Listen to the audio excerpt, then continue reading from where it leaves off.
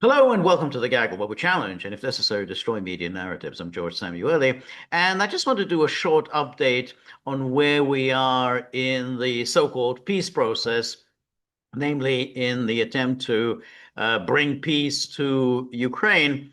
As we've discussed many times here, President Trump, in his quixotic quest to get the Nobel Peace Prize, is determined to bring peace one way or another to Ukraine.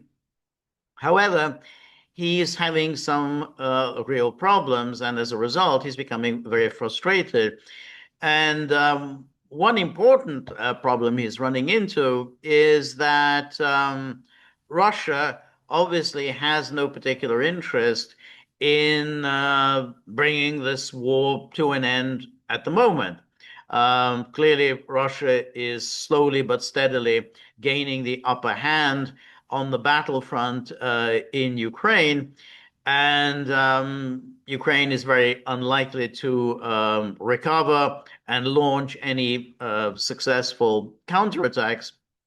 So Russia has very little incentive to stop doing whatever it's doing now and sign on to a peace agreement that fails to realize Russia's key goals. Russia's key goals are obviously the territories, the four oblasts plus Crimea in Ukraine, all of which Russia seeks to incorporate within the Russian Federation. The ensuring that Ukraine does not join NATO, that Ukraine remains a neutral power, that there are no foreign armed forces stationed on Ukrainian territory, in particular, no NATO forces stationed on Ukrainian territory, and that Russian speakers, the Russian language, Russian culture is preserved in Ukraine. There's no more persecution of ethnic Russians in Ukraine, no more persecution of the Russian Orthodox Church. So, this is part of what would be called regime change or denazification. So, Russia is seeking all of these goals. And President Trump, who doesn't really care very much about this, he just likes to bring it to an end, has really very little to offer Russia as an incentive to stop now, short of achieving the goals that an enormous numbers of Russians have sacrificed their lives for. We're talking about tens of thousands, at least, of Russians who have been killed. Countless more have been seriously, life-threateningly injured. So why would Russia bring this to an end just in order to do a favor for President Trump? And Trump really is in a bind. He doesn't quite know what to do. He could, of course, apply pressure on Russia, but as he has admitted, a lot of pressure has already been applied against Russia. There have been any number of sanctions packages. The EU is now working on its 19th sanctions package, and they haven't really achieved very much. Now, Trump is going down the path of these secondary sanctions. He's now slapped India with a 50% tariff. This is punishment for India for continuing to import Russian fossil fuels. But of course, it's also a punishment for India for maintaining very high tariff barriers against US products. So this is also part of Trump's attempt to unlock markets for American products. So he's done that. The other alternative for Trump, of course, is to apply pressure on Ukraine. And he's very well aware that this is something that is clearly being discussed among his advisors, probably with somebody like J.D. Vance. In other words, to force Ukraine into a deal that Ukraine obviously doesn't want, but just to make clear to Ukraine that you better take this deal because further down the road, you're going to get a worse deal. That's the way the Russians are. They're quite relentless. And if you don't take an agreement now and you force the Russians to fight and you force the Russians to sacrifice more lives, then 2, 3 years down the road, the Russians are going to punish you and force a much less favorable deal down your throat.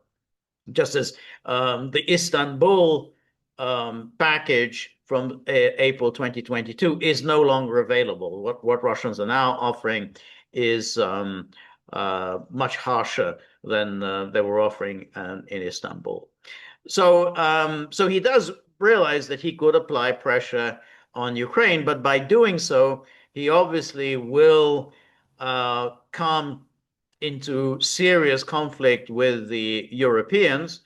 And the Europeans know this, and that's why the Europeans flew to Washington last week en masse, all the heads of state and heads of government in the EU rushed to Washington because they were panicking that Trump was about to push Ukraine under the bus just in order to get a peace agreement. So that'll be one thing. He's going to have a serious conflict with them. Trump can probably weather that. He doesn't really care that much about the Europeans. But he's going to come into conflict with his own military-industrial complex. He's going to come into conflict with his own Republican Party, because keep in mind, the MAGA base is not the establishment Republican Party. That's not the Republican Party in the Senate. It's not even the Republican Party in the House of Representatives. So they would be very hostile to any deal that involves pushing Ukraine under the bus. And Trump would obviously come into conflict with the entire media political establishment in Washington. Trump could do that. He could confront all these forces, but he obviously doesn't really want to. So really, he's kind of floundering around, not sure what to do, and he's thinking out aloud that he could apply pressure against Russia, he could apply pressure against Ukraine, and he's not yet sure against whom to apply this pressure. And you could see this mental process taking place inside of him during the Tuesday's very lengthy cabinet meeting, during which he, as is his wont, explained what his particular options were. So let's first of all take a look at a little bit from the cabinet meeting.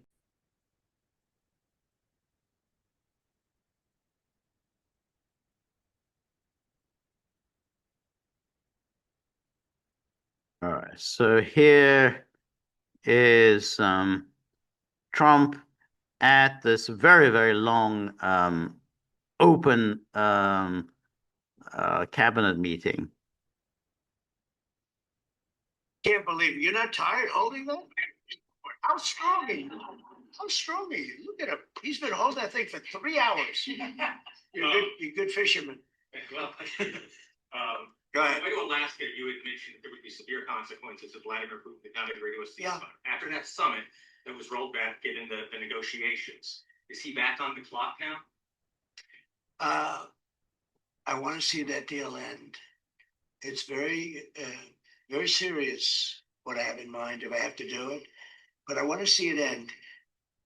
I think that in many ways he's there. Sometimes he'll be there and Zelensky won't be there.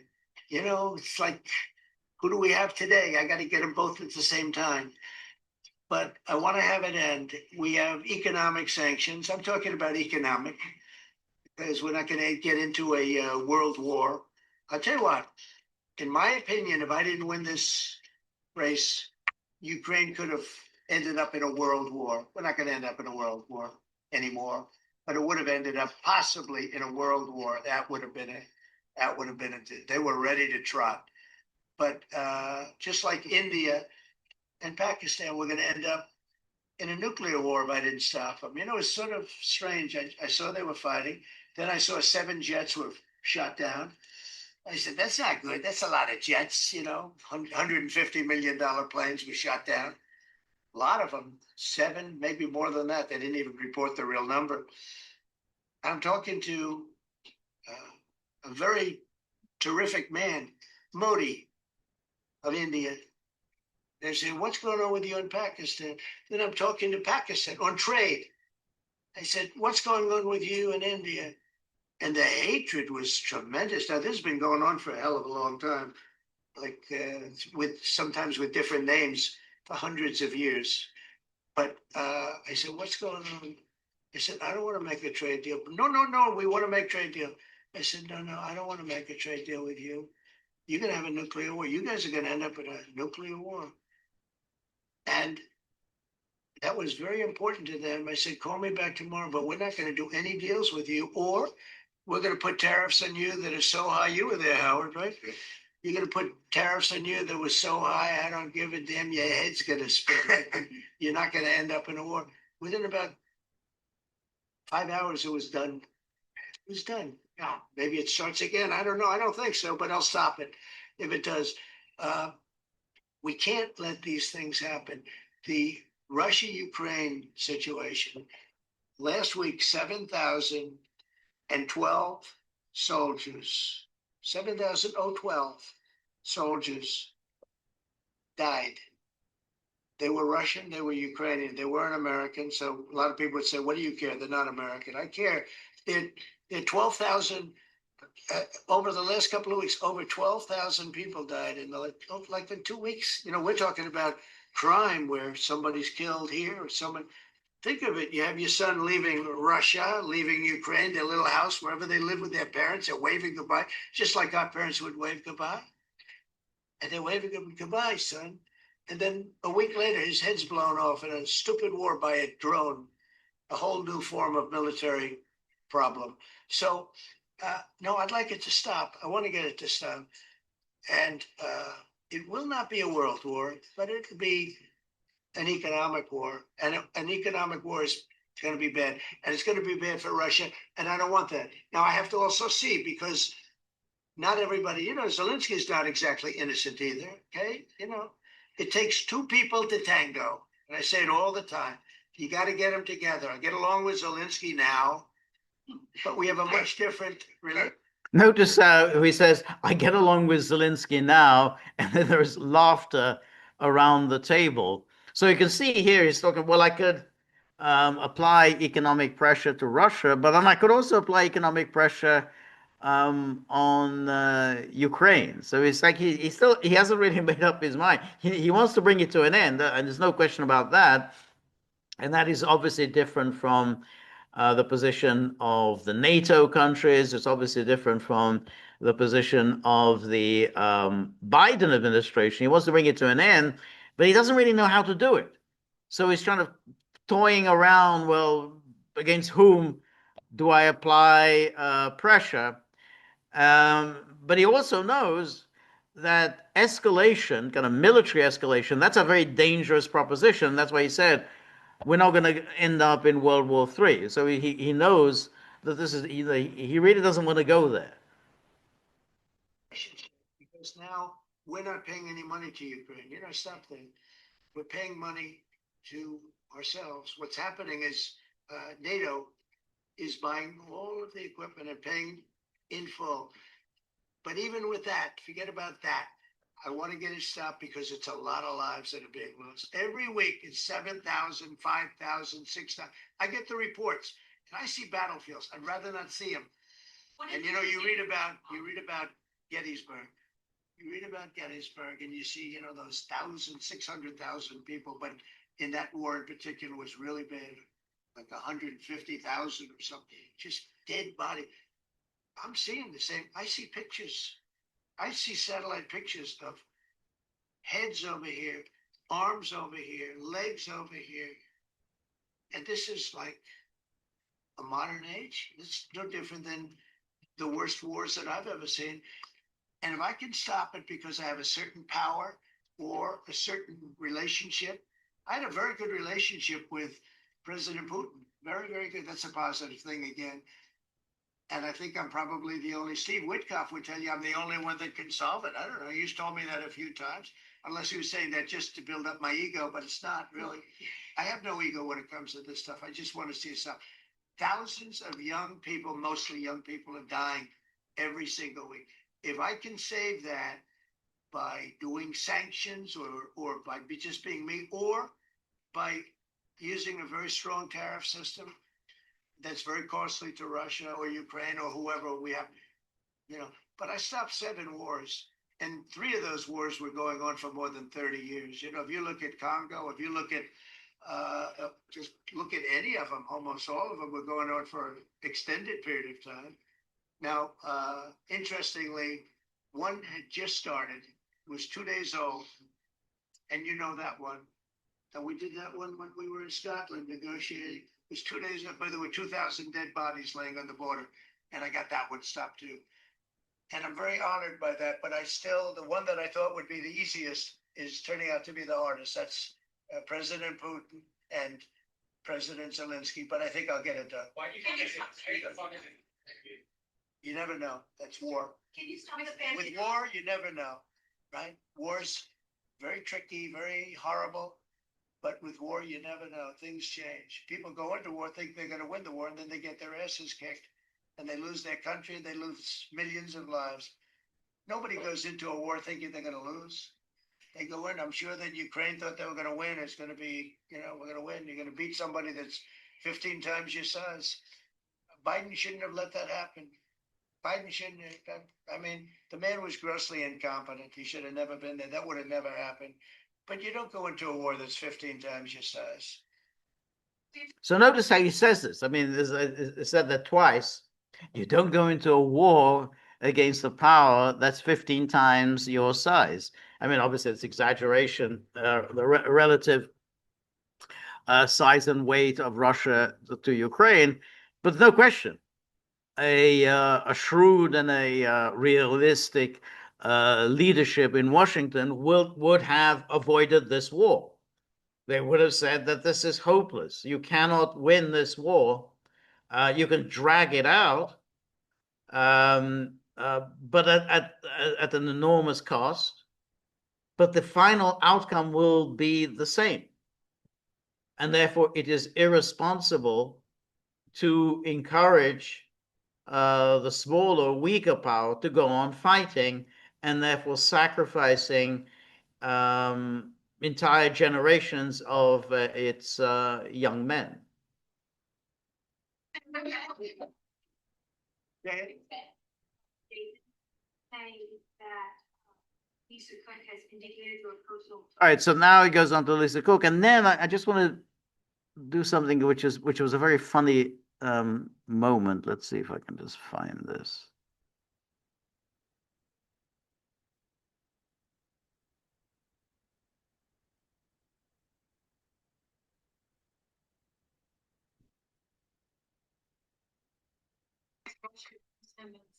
Legitimate. Just a little bit.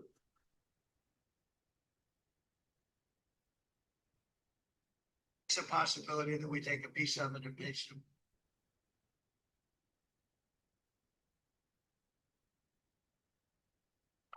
That's just past weekend, Sergei Lavrov was saying that Putin will not sign a peace deal with Zelensky because Russia views him as illegitimate. So the question was that Sergei Lavrov, during that NBC interview, which we featured now in several podcasts, said that President Putin would not sign an agreement with Zelensky because he does not regard Zelensky as the legitimate president of Ukraine.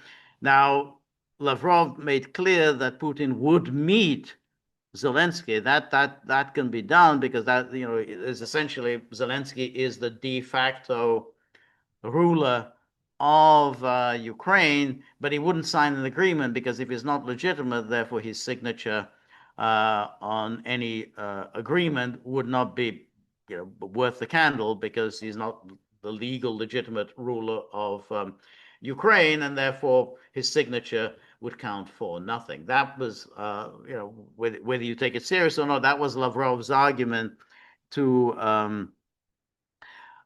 Kristen Walker on NBC. Anyway, so this was the question.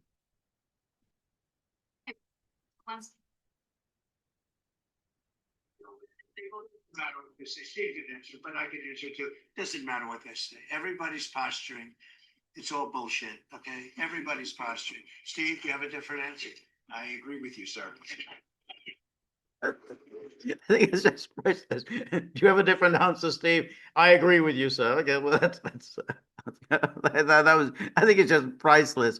And Trump is correct there because he is pointing out that look, I mean, this is all just it is just posturing, and Lavrov is essentially doing this kind of hair splitting.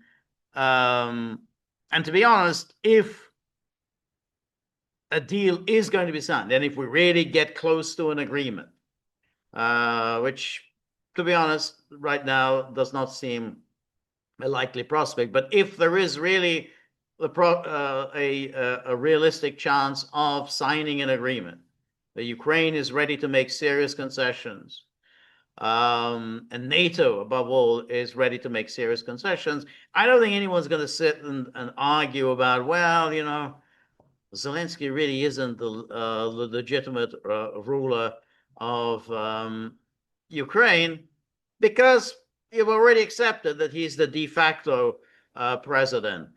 And moreover, the Russians accepted Poroshenko as the legal legitimate president of Ukraine, even though the Russian position is that the legal legitimate president of Ukraine was Viktor Yanukovych, who was overthrown by a violent armed coup. That's the Russian position, and yet they accepted Poroshenko's signature on the Minsk Accords. So, I think Trump is right that we shouldn't sort of get bogged down on these kind of legal semantics and hair splitting. It's not very impressive.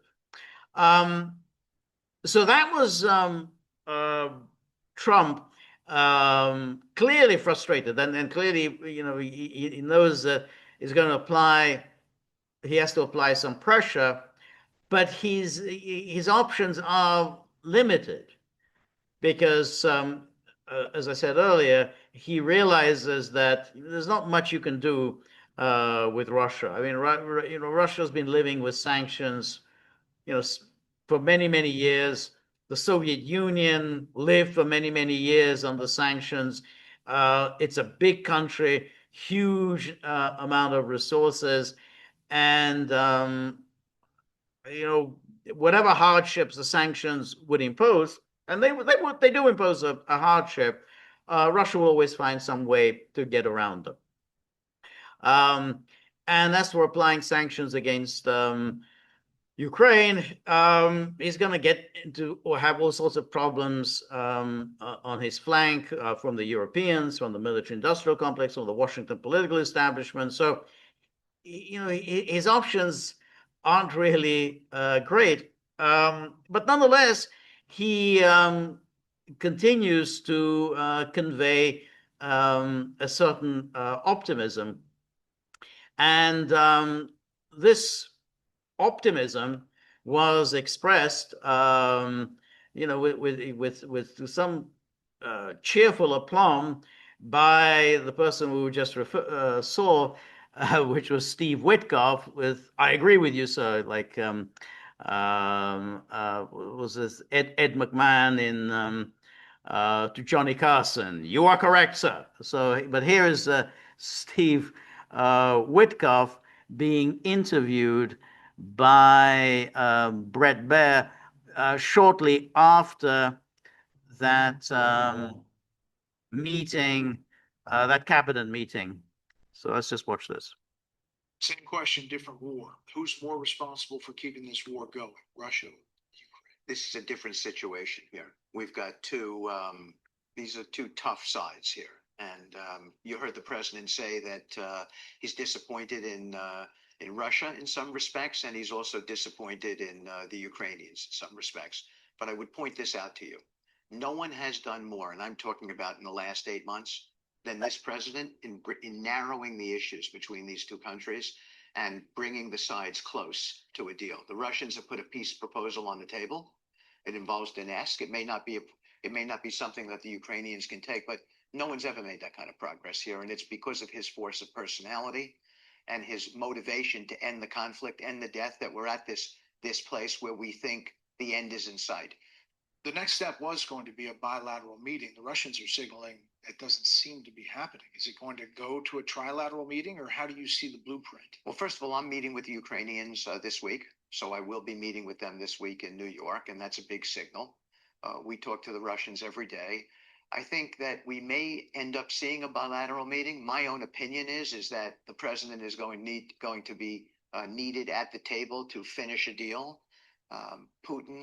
President Putin at the Alaska summit, Brett, actually acknowledged that this war would never have happened if the president had been in office. And I think he also say that at that Alaska summit that he wanted peace. Did he tell you that he wanted to bring an end to the? Absolutely. There's a peace proposal on the table. He has certainly said that, and hopefully he stands by that. I mean, you know that the critics out there say that this is Putin playing you all. How do you respond to that? I think he has made a good faith effort to engage. He certainly did at the Alaska summit, but it's a very complicated conflict. But the president is determined to get this conflict done. Look, the president has done God's work on 7 separate conflicts here. And why? Because at heart, he's a humanitarian. At heart, he wants to see the killing end. And I can tell you this, I just hope that when it comes time to assess from a Nobel Peace Prize standpoint, the type of work that President Trump has done, that it's widely acknowledged exactly what has happened out there on the world stage. We've talked about India, Pakistan, Azerbaijan, Armenia. We've talked about Congo, Rwanda. We've talked about all of those. The Houthis. I mean, all of it. This one really is a sticking point. Should Ukraine be forced to give up land that Russian forces have not yet conquered? Well, the president has said that the only one who can make that decision are the Ukrainians. That's President Zelensky's call.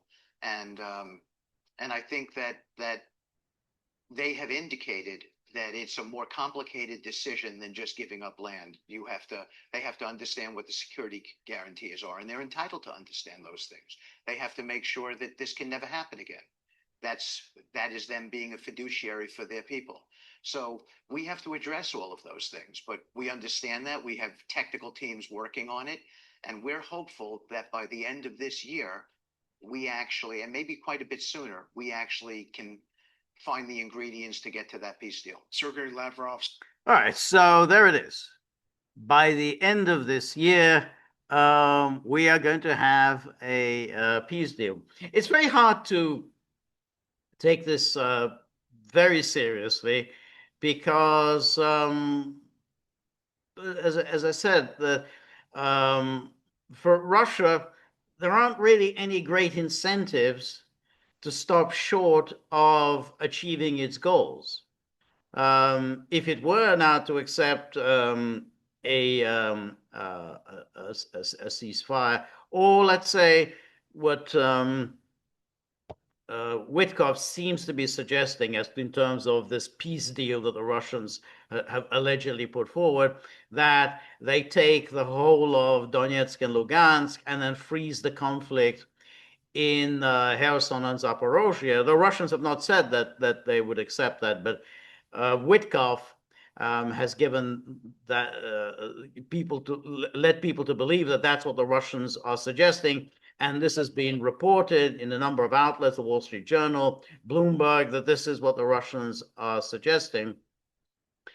But obviously, even when you think of that proposal, which is Ukrainians withdraw from all of the Donbass, but you freeze the line of conflict in Kherson and Zaporozhye, first of all, it's unlikely Ukraine would accede to this without a great deal of pressure from the United States. But even then, there are other even more important ingredients to any peace package. For the Russians, territory is not really that important. I mean, Putin and Lavrov have both pointed out Russia is already a huge country. It doesn't need additional territory. It's by far the biggest country on earth in terms of territory, so it doesn't need any additional territory. What Russia does need, and Russia has needed for a very, very long time, centuries in fact, is security. And if the plan that's being discussed among the NATO powers, including the United States, which is to deploy NATO forces in Ukraine as part of the robust security guarantees, then that doesn't provide Russia with any securities, and that cannot possibly be a part of any kind of a peace agreement. So, and that is even more important than the issues of territory. And yet, it seems clear that there are negotiations taking place among the NATO powers about plans to deploy NATO forces in Ukraine. This is the security forces. This is the this robust guarantees that NATO intends to provide Ukraine with. So there's an article in the Financial Times, very excitedly discussing these negotiations that are taking place to deploy NATO forces in Ukraine, as if somehow it's not even any kind of a problem that Russia is never going to accept this. So let's just take a look at this story in the Financial Times. And here it says that the U.S. offers air and intelligence support to post-war force in Ukraine.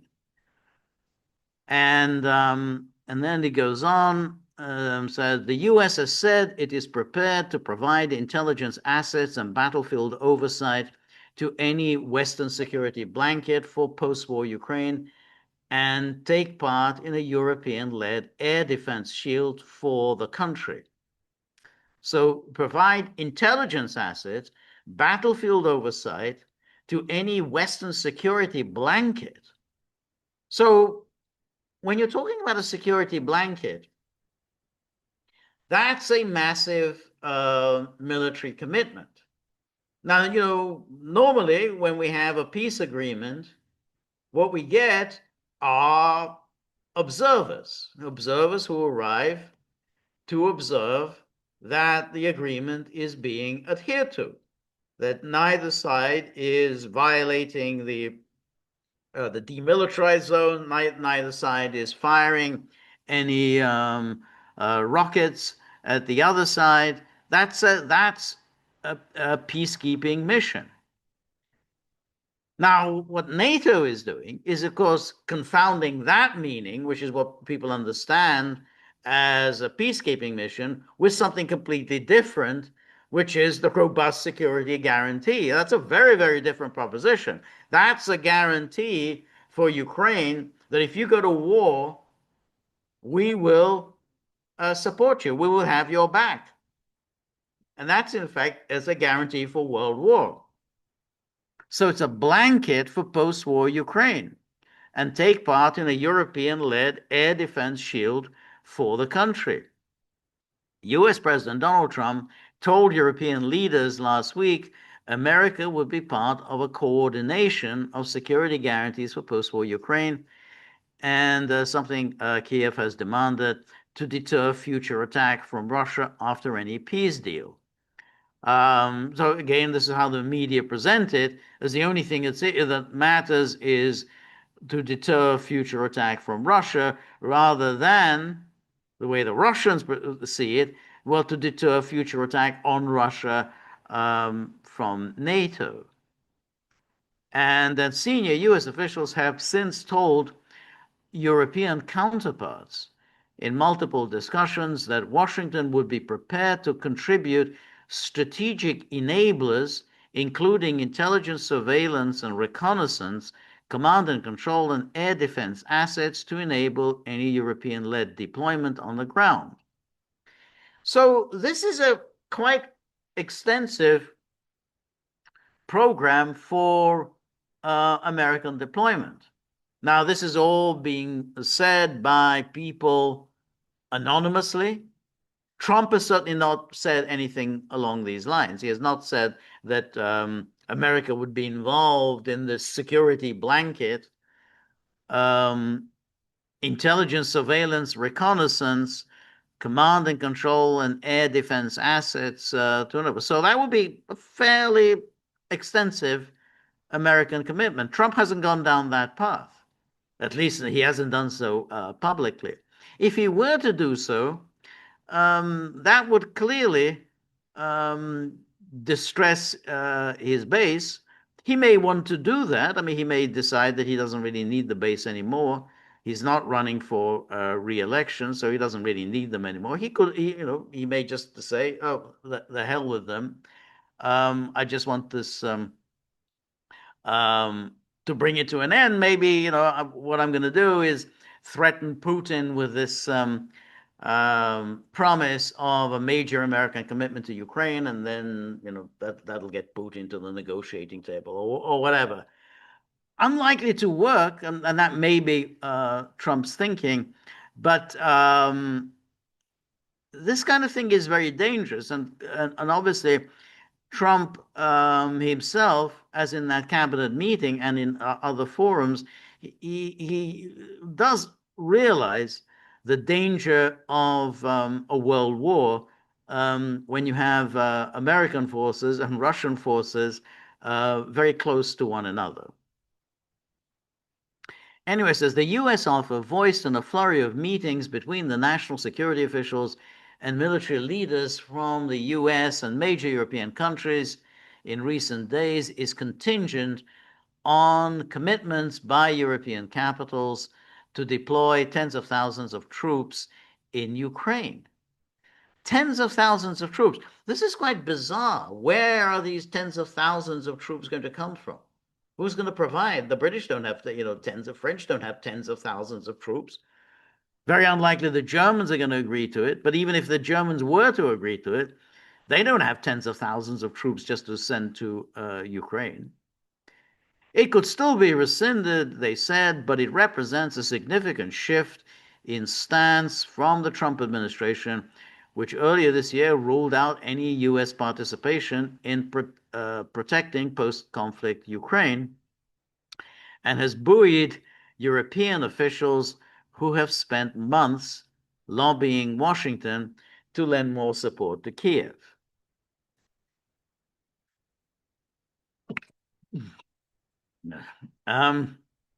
The US remains opposed to deploying its own troops to Ukraine.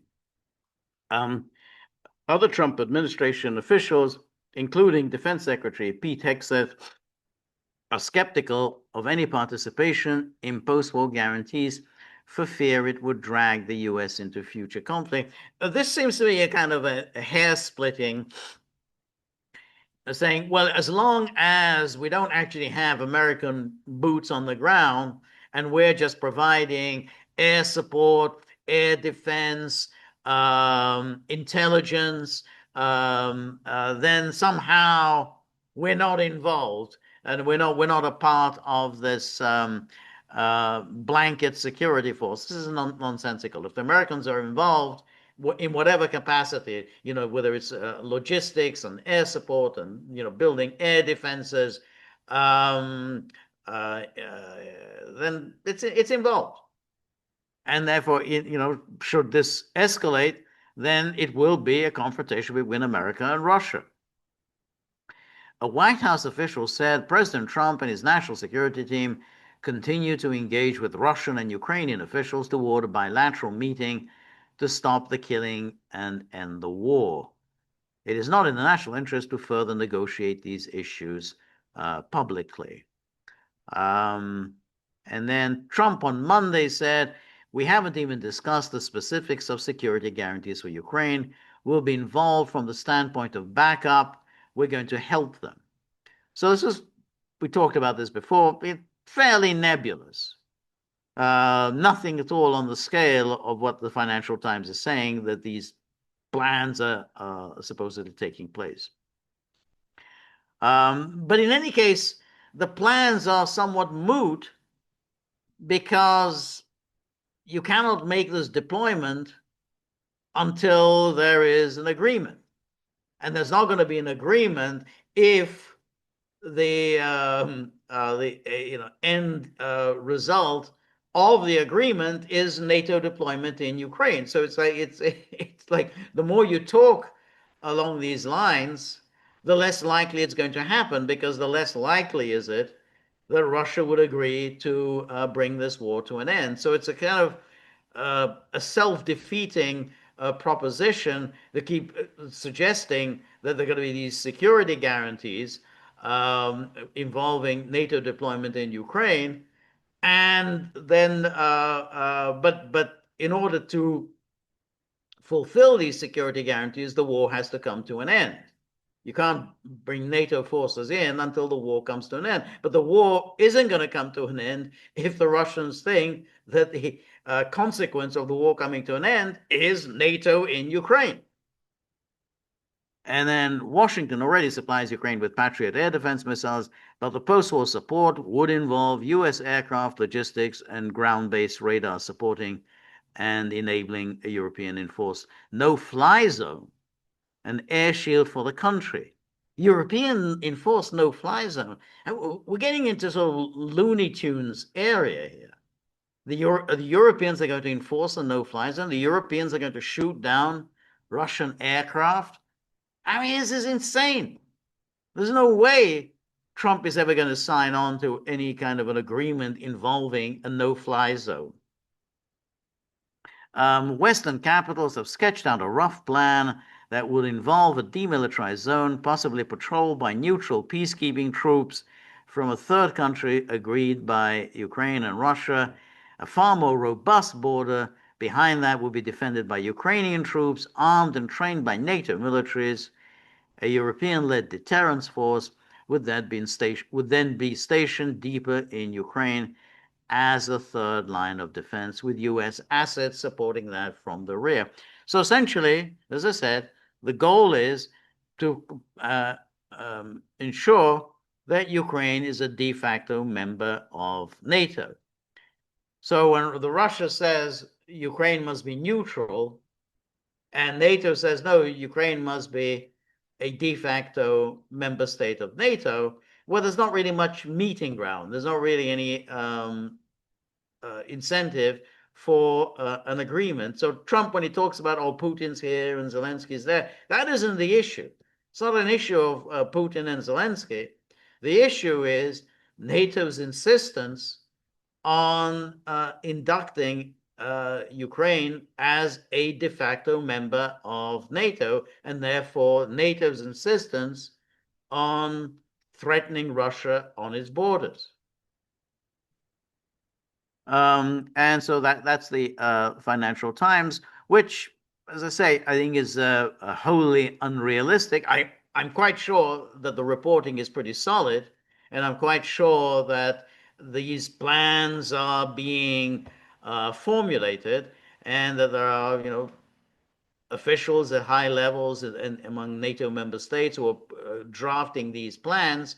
They have no hope whatsoever of realization. There's no way Russia would ever accept this. And to be frank, I don't see any evidence that Trump would want to get himself and the United States sucked into a very, very long-term commitment to Ukraine. And Trump, I think, knows that once you go in, once you deploy your forces somewhere, you're there forever. You know, Bosnia was supposed to be a kind of a short-term NATO commitment. NATO forces are still in Bosnia and Herzegovina 30 years on. American forces are in Korea more than 70 years after the end of the war. American forces are still in Germany. American forces are in Japan. I mean, once you bring your forces in, they are there to stay. There's no hope whatever of ending these commitments. And in Ukraine, it would be particularly dangerous because it's guaranteeing outbreak of war sometime in the very near future, 2, 3, 5, 10 years. But with this formula, another war is absolutely guaranteed. Anyway, thank you very much for joining me. And remember, if you like the gaggle, please like, share, and subscribe. See you soon.